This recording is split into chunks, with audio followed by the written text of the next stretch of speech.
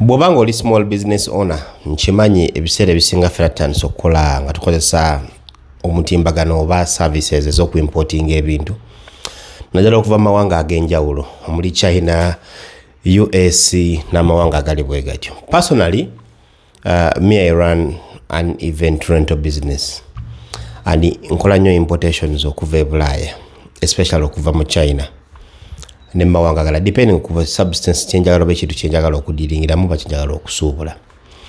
But there is this thing that keeps happening nti in most cases bwe tusuubula okuva e Bulaaya, we get these items ne tuziyisa ku nnyonyi and we give them to shipping companies as a Uganda. Now most of the shipping companies, this is what they do. Charging per kilogram. In other words, they will charge you shipping fees sente ebintu kwe bijjira. Tebazikuvatika mu kilogram. Ne kwezo sente mwe kuli n'omusolo. Depending classification product mwegwa, depending ku product value. I don't know how they do it, but basically they charge us per kilogram, which comes at advantage or a disadvantage. Let's say if you're paying an item for a kilogram, or let's say kilograms 10, they will charge you, let's say their rate is $13. Kubajo kucharging it, then you pay, no be picking ewabwe. But over time, mzeze mfunamu obuzibu n'okumanyisibwa.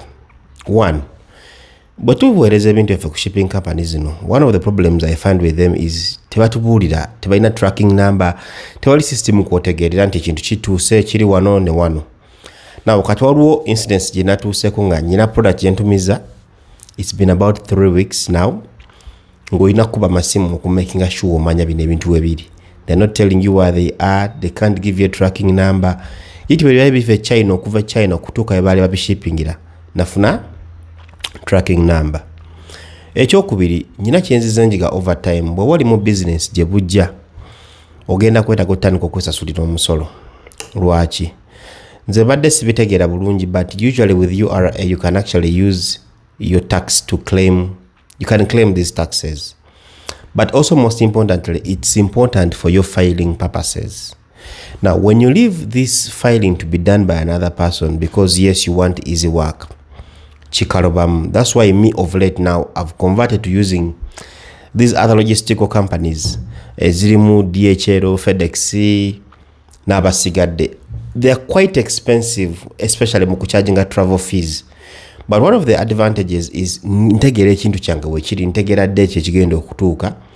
Then bwe kituuka bwe banetaaga okusasula omusolo, nensasula omusolo ne gugenda ku company name yange, okay? Because I'm going to need this for my filing purposes. Nyino kikozesa mu musolo okulaga income statement iti nasuubula ekintu nakireeta kyagira amanya bwe gati, amanya ga company nensasula omusolo bwe guti, nenkikozesa mu income statement because believe me or you want or you don't.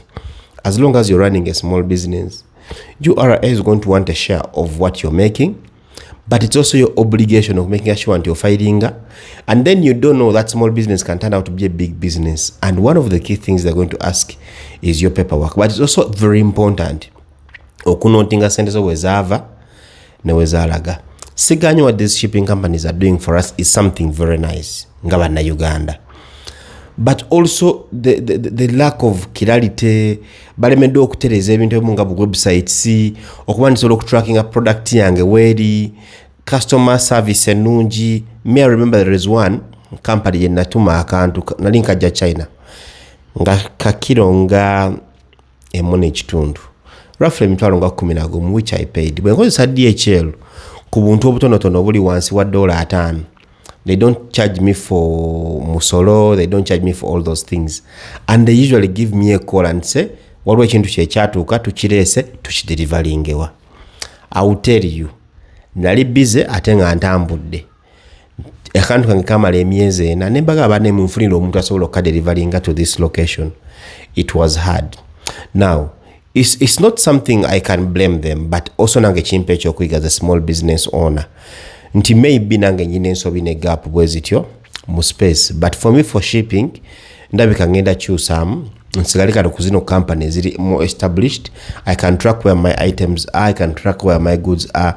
Yes, I save in the short run, but I feel like in the long run mba saving and also getting organized as a business. nze bwe ndowooza akalowoozo kange as just a small business owner and just somebody who has gone through the experience. Gwe ki kyolowooza? Ntera mu comment section.